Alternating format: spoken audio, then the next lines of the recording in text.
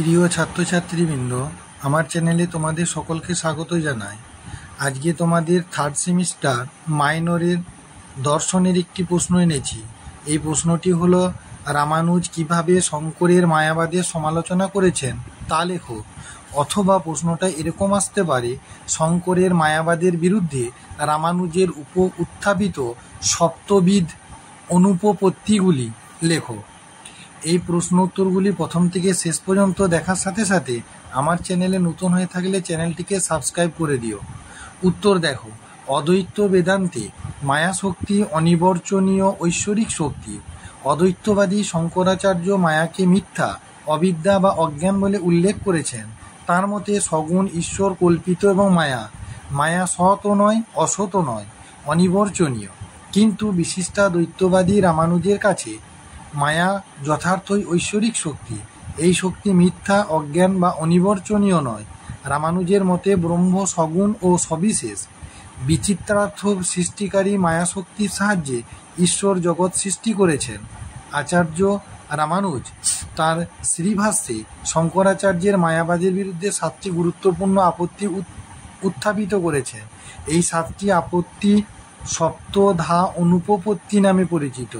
এই আপত্তিগুলো নিম্নরূপ। 1 নম্বর, আশ্রয়ানুপপত্তি। মায়া শক্তিরূপা বলে এই শক্তির একটি আশ্রয় স্বীকার করা প্রয়োজন, কারণ আশ্রয় ছাড়া কোনো বিষয়ের অস্তিত্ব থাকতে পারে না। মায়া ব্রহ্মে থাকলে নির্গুণ অন্বয় ব্রহ্ম স্বগত ভেদসম্পন্ন হবে।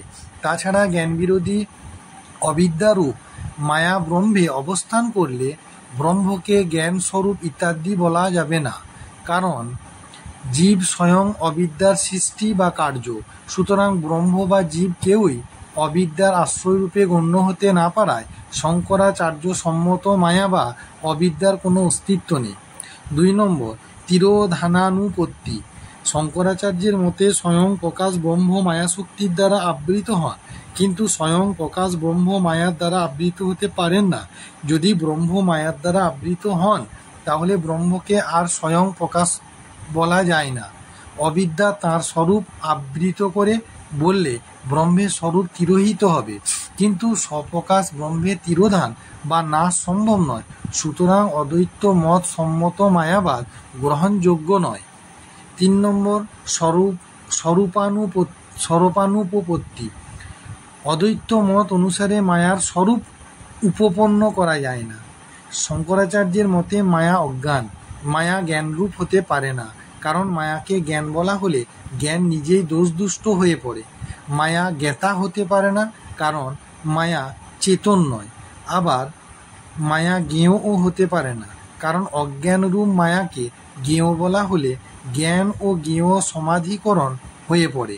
তাই জ্ঞান, জ্ঞাতা ও জ্ঞেয় বিলক্ষণ মায়া স্বরূপতই অসিদ্ধ।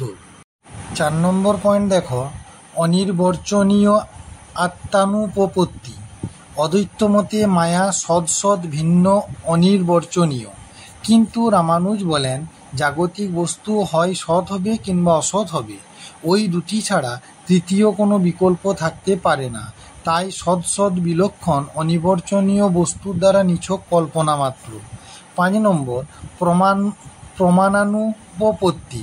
অদ্বৈতবাদী শঙ্করাচার্যের মতে মায়া ভবরূপ এবং আমি অজ্ঞ প্রভৃতি প্রত্যক্ষ প্রতীতি ভাবরূপ মায়ার অস্তিত্বের পক্ষে প্রমাণ। রামানুজ বলেন অজ্ঞানরূপ মায়া কখনোই ভাববস্তু হতে পারে না। আমি অজ্ঞ এরূপ প্রত্যক্ষ প্রতীতি অদ্বৈতবাদীর প্রমাণাভাস ছাড়া আর কিছুই নয়। প্রত্যক্ষ অনুমান ও শব্দ কোনো প্রমাণের দ্বারাই মায়ার অস্তিত্ব প্রমাণিত হয় না বলে মায়া অসিদ্ধ। 6 নম্বর, নিবর্তকানুপপত্তি।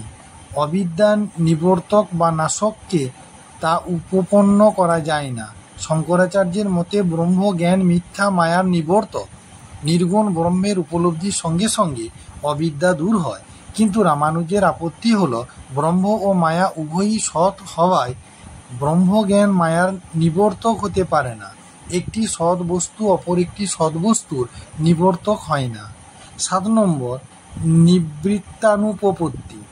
অদ্বৈতবাদী শঙ্করাচার্যের মতে নির্বিশেষ জ্ঞানের দ্বারা, অর্থাৎ জীব ও ব্রহ্ম এক এবং অভিন্ন, এই ব্রহ্মজ্ঞানের দ্বারা মায়া বা অবিদ্যা নিবৃত বা দূর হয়। কিন্তু রামানুজ আপত্তি করে বলেন, মায়ার নিবর্তকই যখন অসিদ্ধ, তখন মায়ার নিবৃত্তিরও কোনো সম্ভাবনা নেই।